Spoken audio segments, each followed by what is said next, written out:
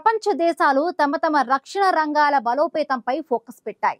మన దేశం కూడా రక్షణ రంగానికి అధిక ప్రాధాన్యతను ఇస్తోంది. ఇటీవల పాక్తో సైనిక ఘర్షణ తరువాత భారత ఆలోచన విధానంలో చాలా మార్పు కనిపిస్తోంది.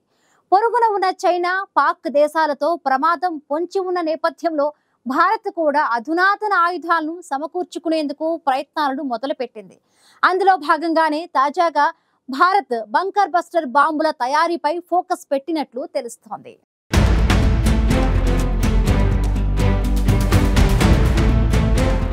ప్రస్తుతం ప్రపంచంలోని పలు దేశాల మధ్య యుద్ధ వాతావరణం నెలకొంది. ఎప్పుడు ఏ దేశాల మధ్య యుద్ధం జరుగుతుందో కూడా తెలియని పరిస్థితి నెలకొందంటే అతిశయోక్తి లేదు. ఆయా దేశాల మధ్య జరిగే యుద్ధంలో ఎంతో మంది అమాయక ప్రజలు ప్రాణాలు కోల్పోతున్నారు. ఎప్పుడు ఏ దేశంతో ఏ తరహా ప్రమాదం ముంచుకొస్తుందో తెలియక ప్రపంచ దేశాలు రక్షణ రంగాన్ని బలోపేతం చేయడంపై ఫోకస్ పెడుతున్నాయి. ఇంతకుముందు ఉక్రెయిన్ రష్యా మధ్య భీకర యుద్ధం, ఇటీవలి భారత్ పాక్ మధ్య సైనిక ఘర్షణ, ఇరాన్ ఇజ్రాయెల్ యుద్ధం, ఇరాన్పై అమెరికా దాడుల తర్వాత ఒక్కసారిగా ఆయా దేశాల ఆలోచన విధానంలో మార్పు వస్తోంది.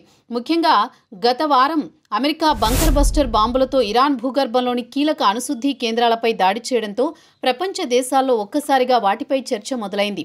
భూమి లోపలికి కొన్ని కిలోమీటర్ల మేర చొచ్చుకు వెళ్లిన బంకర్ బస్టర్ బాంబులు ఇరాన్ అణుశుద్ధి కేంద్రాలను నాశనం చేశాయి. ఈ నేపథ్యంలో పాకిస్తాన్, చైనా వంటి శత్రు దేశాలలోని కీలక స్థావరాలను ధ్వంసం చేసేందుకు భారత్ సైతం బంకర్ బస్టర్ బాంబుల తయారీకి ముందడుగు వేస్తున్నట్లు తెలుస్తోంది. ఇరాన్లోని కీలక అణుశుద్ధి కేంద్రాలైన ఫోర్డో, నతాంజ్పై అమెరికా ప్రయోగించిన బంకర్ బస్టర్ బాంబుల వంటివి తయారు చేయాలని భారత్ భావిస్తున్నట్లు తెలుస్తోంది. మన దేశానికి భవిష్యత్తులో ఈ తరహా బాంబులు అవసరం పడే అవకాశం ఉండడంతో భారత్ సైతం బంకర్ బస్టర్ బాంబుల తయారీకి ముందడుగు వేస్తున్నట్లు అధికారిక వర్గాల ద్వారా తెలుస్తోంది. భూగర్భ లక్ష్యాలను ఛేదించగల శక్తివంతమైన కొత్త క్షిపణి వ్యవస్థను నిర్మించడం ద్వారా భారత్ భవిష్యత్తు యుద్ధాలకు సిద్ధమవుతున్నట్లు సంకేతాలను ఇస్తోంది. ఇందుకు గాను రక్షణ పరిశోధన అభివృద్ధి సంస్థ అగ్ని-5 ఖండాంతర బాలిస్టిక్ క్షిపణి సంస్కరణను అభివృద్ధి చేస్తోంది. అగ్ని-5 క్షిపణి సాధారణంగా 5,000 కిలోమీటర్ల కంటే ఎక్కువ పరిధిని కలిగి ఉంటుంది. అయితే ప్రస్తుతం రూపొందిస్తోన్న కొత్త వేరియంట్ 7,500 కిలోగ్రాముల భారీ బంకర్ బస్టర్ వార్హెడ్ను మోయగలిగే సామర్థ్యాన్ని కలిగి ఉంటుందని తెలుస్తోంది. ఈ క్షిపణి పేలడానికి ముందు 80 నుంచి 100 మీటర్ల భూగర్భంలోకి చొచ్చుకుపోగలదని రక్షణ శాఖ వర్గాలు వెల్లడించాయి. ఇటీవల ఇరాన్పై అమెరికా GBU-57A/B అనే 6 భారీ ఆర్డినెన్స్ పెనిట్రేటర్ బాంబులను ప్రయోగించింది. ఈ బాంబులు ఒక్కొక్కటి 13,600 కిలోల బరువు ఉంటాయి. భూమిలోకి ముందుగా 61 మీటర్ల మేర చొచ్చుకు వెళ్లి ఆపై పేలుతాయి. ఒకే చోట ఒకదాని వెంట మరొకటిగా ఈ బాంబులను జారవిడిస్తే చాలా లోతుగా నష్టం కలిగించవచ్చు. వీటిలో సంప్రదాయ వార్హెడ్లే ఉంటాయి. ఒక్కో బాంబు ఖరీదు $20 మిలియన్ వరకు ఉంటుంది. అమెరికా GBU-57A/B బాంబులకు ధీటుగా భారత్ స్వదేశీ పరిజ్ఞానంతో బంకర్ బస్టర్లను రూపొందించడమే లక్ష్యంగా పెట్టుకుంది. వీటిని మోసుకు వెళ్లడం కోసం విమానాలపై ఆధారపడడానికి బదులుగా బంకర్ బస్టర్ను క్షిపణి బస్టర్గా రూపొందించేందుకు ప్రణాళిక చేస్తున్నట్లు తెలుస్తోంది. దీనివల్ల ఖర్చు కూడా తగ్గే అవకాశం ఉంటుంది.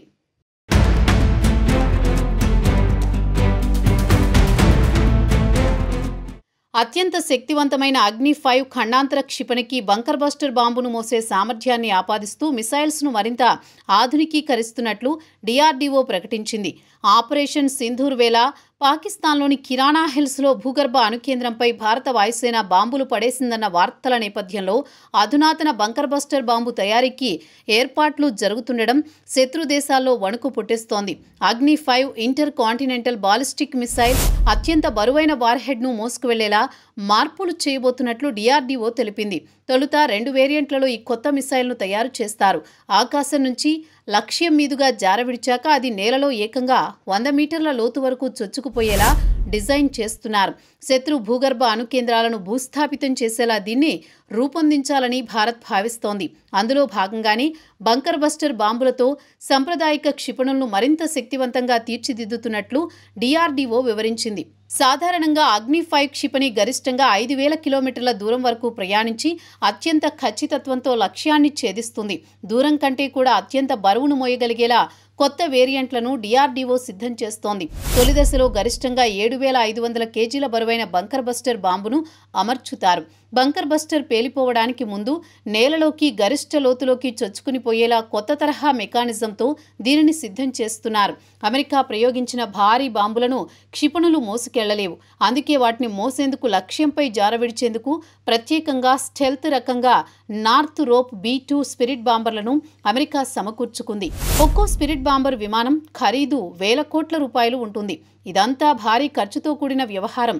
దీనికి ప్రత్యామ్నాయంగా క్షిపణికి అమర్చి దాని ద్వారా బంకర్ బస్టర్ బాంబును రణక్షేత్రంలో దింపాలని భారత్ భావిస్తోంది.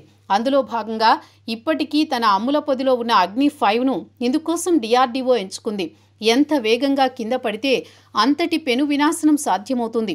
అందుకే అత్యధిక హైపర్సోనిక్ వేగంతో దూసుకువెళ్లేలా ఈ 2 వేరియంట్లను తయారు చేస్తున్నారు. భూగర్భ లక్ష్యాలను ఛిద్రం చేసే వేరియంట్ మ్యాక్ 20 వేగంతో ప్రయాణించేలా అగ్ని-5ను డిజైన్ చేస్తున్నారు. సైనిక బంకర్లు, క్షిపణి స్థావరాలు, భూగర్భ ఆయుధాగారాలు, భూగర్భ యురేనియం శుద్ధి కర్మాగారాలను భూస్థాపితం చేయాలంటే బంకర్ బస్టర్ బాంబుతోనే సాధ్యం. GPS ట్రాకింగ్, అతి వేగం, భారీ బరువు దీని ప్రత్యేకతలు. నేలపై పడగానే పేలకుండా నిర్దేశిత లక్ష్యం చేరుకునేదాకా నేలకు రంధ్రం చేసుకుంటూ లోపలికి వెళుతుంది. ఈ క్రమంలో బాంబు పాడైపోకుండా బయటవైపు పటిష్టమైన ఉక్కు కవచం దీనికి రక్షణగా ఉంటుంది. యుద్ధక్షేత్రంలో పోరాడే సైనికులు, యుద్ధ ట్యాంకులు, డ్రోన్లకు దిశానిర్దేశం చేసే సైన్యాధికారులు భూగర్భంలో ఉండే కమాండ్ కంట్రోల్ సెంటర్లో సురక్షితంగా ఉంటారు. ఈ కంట్రోల్ సెంటర్ను నాశనం చేస్తే రణక్షేత్రంలోని బలగాలకు సరైన దిశానిర్దేశం కరువవుతుంది. దీంతో ఆ శత్రు బలగాలను నిలువరించడం భారత బలగాలకు తేలిక అవుతుంది. శత్రువులు ప్రయోగించే కొన్ని రకాల బాలిస్టిక్ క్రూయిజ్ క్షిపణులు పాక్షిక భూగర్భ లాంచర్ నుండి దూసుకొస్తాయి. వీటిని భూస్థాపితం చేయాలన్నా బంకర్ బస్టర్లు అవసరమే. అందుకే భారత్ బంకర్ బస్టర్ల తయారీపై ఫోకస్ పెట్టింది.